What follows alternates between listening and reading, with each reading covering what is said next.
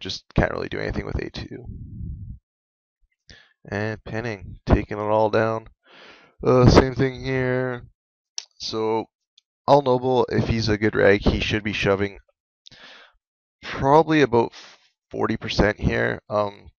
Maybe even a little bit wider. I don't think you should be shoving much wider than that though against two regs.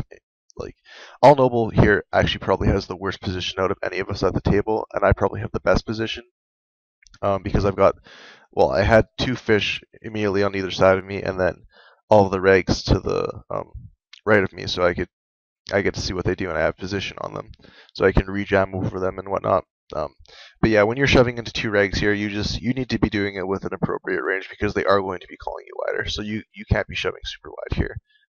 This is definitely not any two card spot. So he gets called and you're shoving a6. Yeah, this is super standard. And again, Ultra John's calling very wide against the short jam and hits a set. So clearly it was a good call. And here, again, I have to fold Jack 3, just not doing any justice calling with that. If Sip and Chris had min raised here, I probably would have folded because again he has to call the big blind, and also he knows that the big blind is going to be a fish at this point. He has enough stats on him, so he might also get flat called, and he needs to have a hand that can play against that. And then same thing with Ultra John if he had min raised. If either of these two had jammed, it would be a fold. It's too many chips. As played though, when it folds to me, again, super clear jam here, and not much else to do. A7.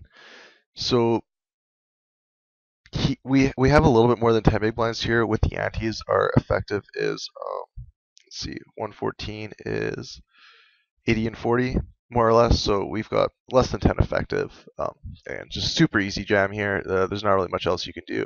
That you can't limp. That's just a horrible play, and you can't really min raise because. And Sip and Chris, even though he does have a wide 3-bet, it's not really a hand you want to be inducing with. And it's not really a hand you want to be raise folding. So just take the plus EV jam here and put the money in and take it down. Jack King under the gun with all of us having less than 10 big blinds. Well, we're not under the gun, we're in the cutoff, which is the more appropriate way to say it. Pretty easy jam here. This is going to be plus EV, and for all the things I said before, like you could raise and then fold to these two and then call off painting, but I think it's going to be more profitable in this situation just to jam because it makes you super exploitable if you're raise folding here. Sip and Chris is someone that adapts to other regs. Again, I don't have specific reads on Ultra John, but I know Sip and Chris is going to be taking advantage of that if you're raise folding in a situation like this. So it's a better spot just to open jam. Now we get called and win, so it was obviously right again. And now we've got the big stack on the bubble, so we're basically just going to be raping these two. Yeah, that's about all there is to it.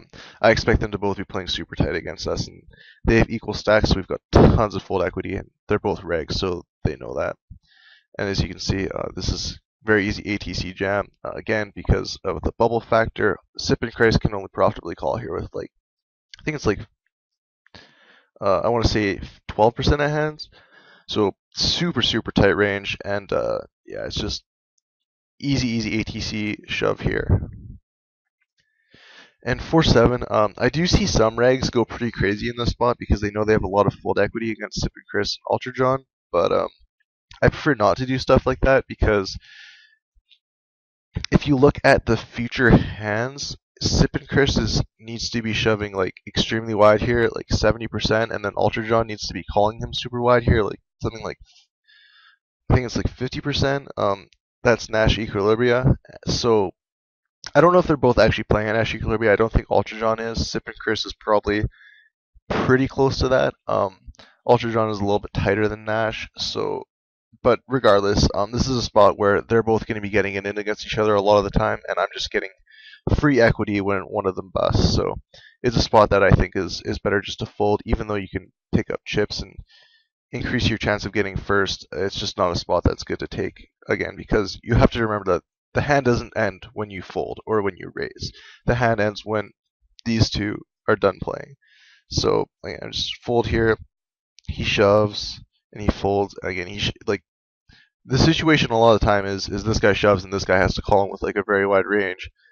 So they end up busting or crippling each other a lot of the time, and then you just get free equity into second place as opposed to picking up a small amount of chips. So 3-8 here, I'm expecting a walk a lot of the time, but he's pretty short now, so he could jam a fairly wide range. Sipping Chris, he should be pretty tight here. Again, it's very obvious fold, not much to say about that. Jack 10, super easy shove.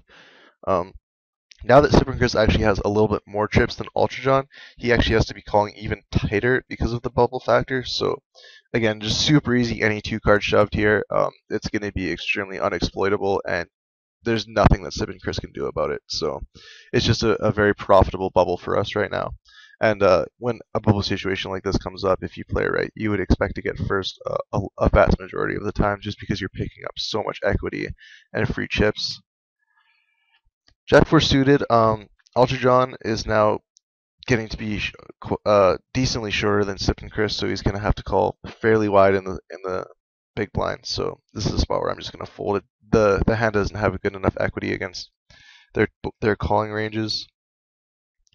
And Sip and Chris, this is something that some regs make mistakes doing. Sip and Chris, again, he is a good reg, so he realizes that he has very little fold equity here.